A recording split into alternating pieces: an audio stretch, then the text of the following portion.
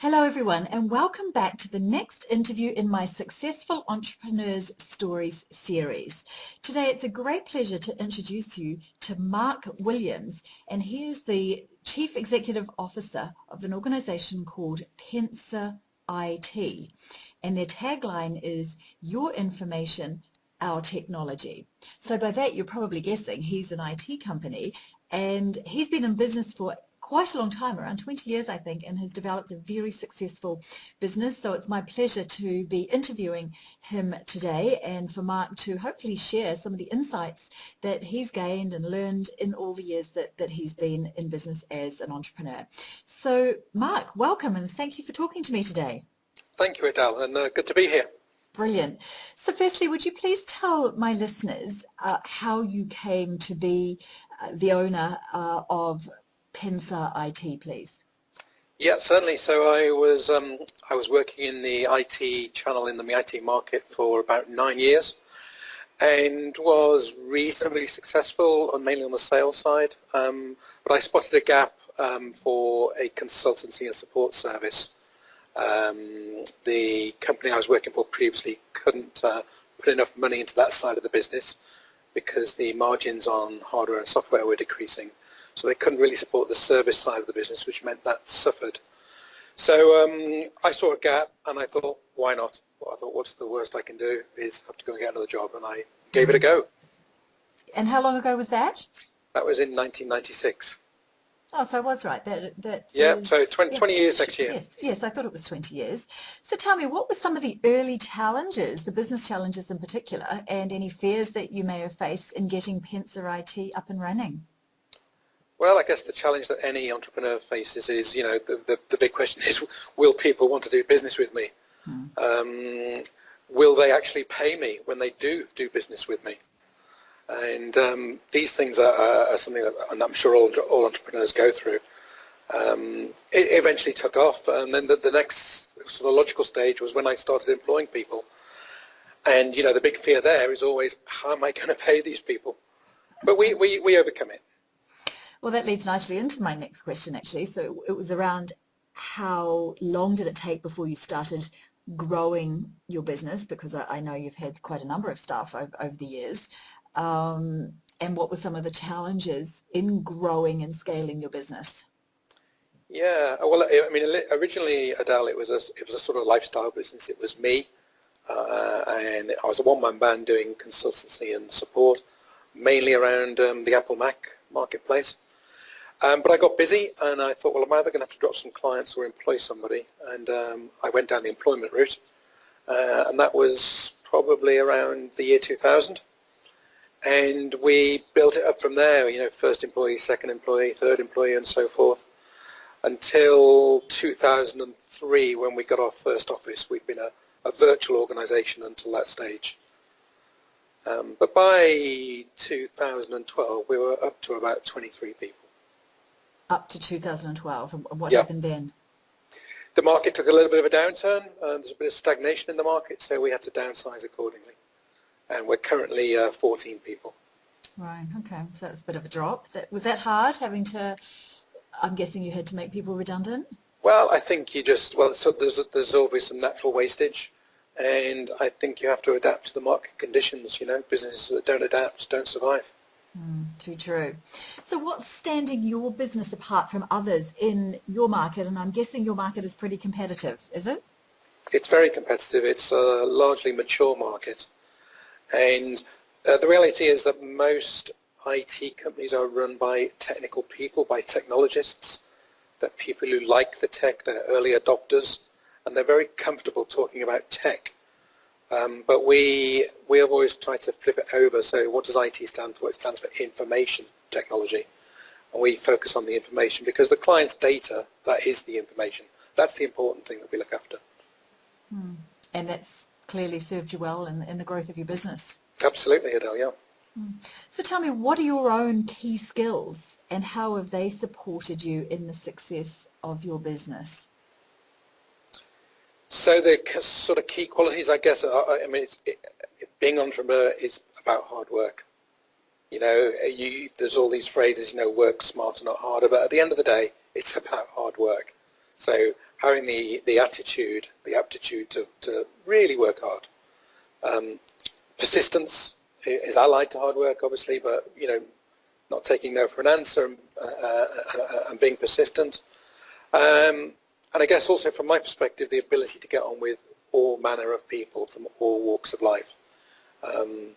Within IT, you can be dealing with one moment with the sort of office junior or the intern, and the next minute with the CEO, and you need to be able to adapt your approach to all different types of people. Right. Okay. And in thinking about the skills that you have, are you comfortable employing people who have skills that are complementary to your own, or are they clones of Mark? Far from it. I mean, a lot of business reading will say that one of the main roles of a CEO is to find and employ people with better skills and better experience than you. And I've tried to, certainly in later years, follow that mantra.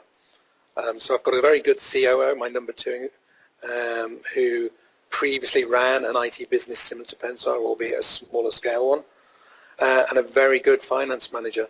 And both of these people, for example, they do their stuff at a much higher level than I could do it.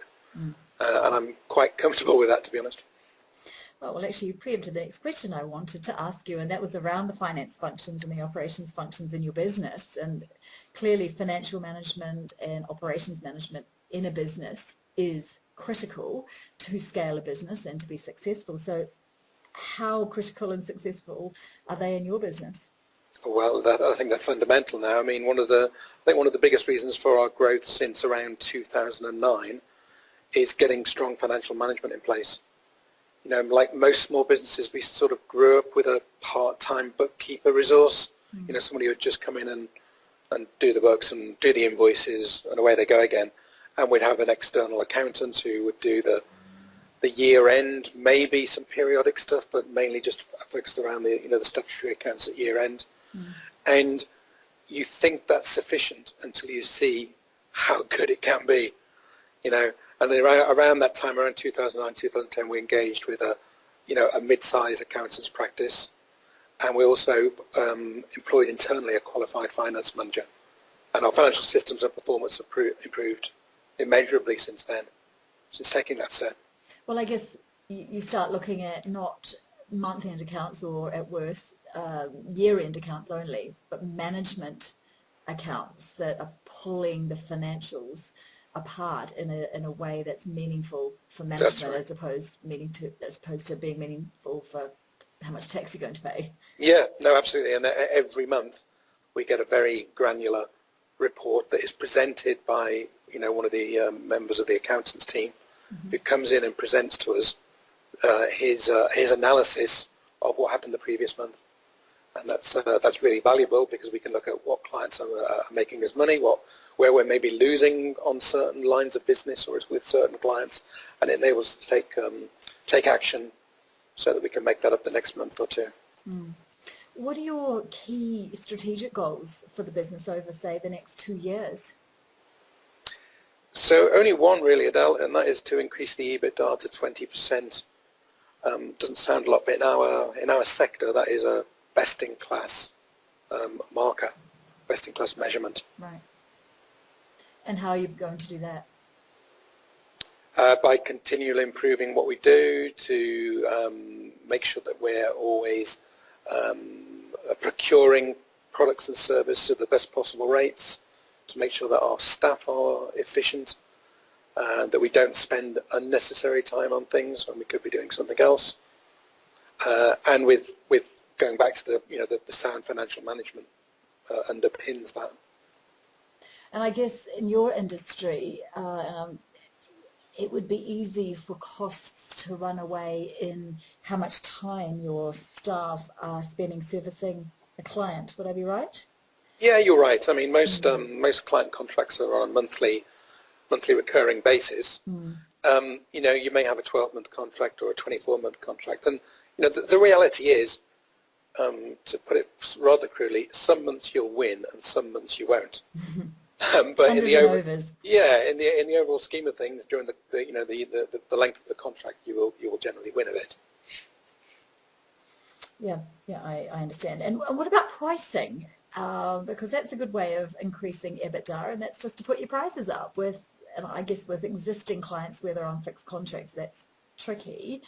But what about new business? Is there an opportunity with the branding that you've got, the positioning in the market to be um, increasing your prices to be a Yeah, premium player? I mean, we never have made any claim to be the lowest priced in the marketplace, and it is about selling the quality rather than the price. But the reality is that, as I said at the beginning, it's a mature market, and there is price pressure, and it is about doing things more efficiently.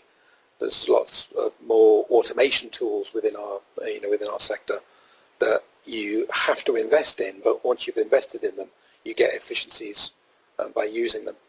So it's being smart about about how you run the business, Okay. not necessarily just purely about the price. Yeah, I totally understand that. So tell me, can I ask you if you have an exit strategy in place for your business, and if so, what is it? Yes, I do. I'm not one of these people that wants to go on forever, but basically to keep growing the business and increasing that EBITDA until such time as it's going to be an attractive proposition for probably a larger version of Pensar, who's looking to acquire and consolidate. And a lot of those companies that are, probably say twice our size, they're looking for their growth via acquisition these days. Yeah, okay. And how far away is that for you? Within 2 years. Oh, gosh. Oh, that's quick. All being well. Oh, I wish you great success in that. Dare I Thank you. ask what's going to happen for you after that if you sell by acquisition? Well, I'm not going to retire, put it that way, but I'd just like to do something else within IT. Right. Okay. As yet undecided. Right, I understand. Oh, we'll have to interview you in a couple of years again to see what happened. You're welcome. So tell me, what's been your biggest or most pleasurable business success or successes in the 20-odd years you've been in this business? Well, the thrill of securing a big deal is always good. That thrill never wanes. I'm sure anybody in business feels the same. But it's not just about securing those big deals. It's for me, being in business, it's been a great journey. I've met lots of interesting and talented people along the way. Had some fun in doing it as well. I think it's important that you have some fun. And also, I like to try and give back wherever possible. I'm a member of various networking organisations and peer groups where part of the agenda is giving back and maybe sort of semi-coaching younger entrepreneurs and younger companies to get to adopt best practice and so forth. Brilliant. So given that you are acting as a coach mentor to others, and I totally support that, obviously I do the same, have you been coached and mentored in the past or even currently to support you in the development of your business? Yeah, we have around 2008, 2009, the sort of start of the last recession. We realised that if we wanted to carry on growing the business, we needed to do things differently, and we engaged with a business mentor, and he really took us by the scruff of the neck and improved the way we work across the board, how we recruit, how we market, the financial control systems, absolutely everything. It was a tough experience, to be honest, but we needed it at the time, and it did make a big difference ongoingly. Well, that's actually the sign of a good coach, is it not? I would hope so. And I'm hoping your bottom line paid for his services over and over again. It did indeed. It did indeed. Yeah, sign of a good coach then. So based on your experience, if you had 3 pieces of advice, say, to give a person who is thinking about growing a business or is in a small business at the moment and they're listening to this and going, wow, I'd love a business with 14, 15 people, EBITDA of 20% or more, what would you be saying to them in terms of achieving that or more? the number one thing is get financial management in place at an early stage. I know that's sometimes a tough call because you have limited resources, but it's one thing that's worth spending the money on. In retrospect, we didn't do it quickly enough, and we sorted ourselves out in the end. But I see so many companies that sort of just exist in this sort of piecemeal manner with a bookkeeper and an occasional accountant, and they don't get any value out of those people really, and they don't get the guidance financially that they need. Number two would be to network. You can never have enough contacts. Get yourself out there and network. And again, for some people, that's not easy to start with, but you have to take the plunge. You have to front up and get your face around and get yourself known to people. And you and I probably know, Adèle, you go to networking groups and networking functions, and it's not necessarily about trying to secure business from someone in the room. It's getting your name, your brand, information about your company hopefully into the subconscious of a few people in the room that might be in a position to refer business onto you at some stage in the future. Oh, absolutely. And going to networking events where you're sold to in the room is an immediate turn-off. Absolutely. That's not the function No. of going to a network. It's about building some connections. That's stage one of a long process. Absolutely. The thrusting of a business card into the face is an immediate turn-off, isn't it? Oh yeah, I throw them away when I get home or get back to my office. Like, oh, don't like that person. I might give them the benefit of the doubt occasionally, but drives me crazy. But that's another story. Yeah. Have you got? One more. Third one one is don't give up. Yes. Be persistent. Why is that? Don't give up. Have you had times where you thought it was just a bit too hard and you wanted to give up? Yeah, of course. I think we all have. Find me somebody an entrepreneur that hasn't had those thoughts at some stage, but it's overcoming that. I'm and one quality I have is sort of pretty much eternal optimism, and that's obviously stood me in good stead over the years because it's helped me to not give up. Totally agree. So one final question. I don't know about you, but I plan to be 101 years old, and I'll be working part-time at that point in my life. Very good. And I will be sitting back in my rocking chair from time to time reflecting on life. So if you were sitting next to me at that point and we were chatting about what's gone before you, what do you think would give you the greatest reason to smile about the life you've led? Oh, easy question. Undoubtedly, that my family have been well cared for and are happy and fulfilled in their lives. That would give me the greatest pleasure. And you on track to achieving that? I would hope so. Good. Right answer. They'll tell you in 50 years' time.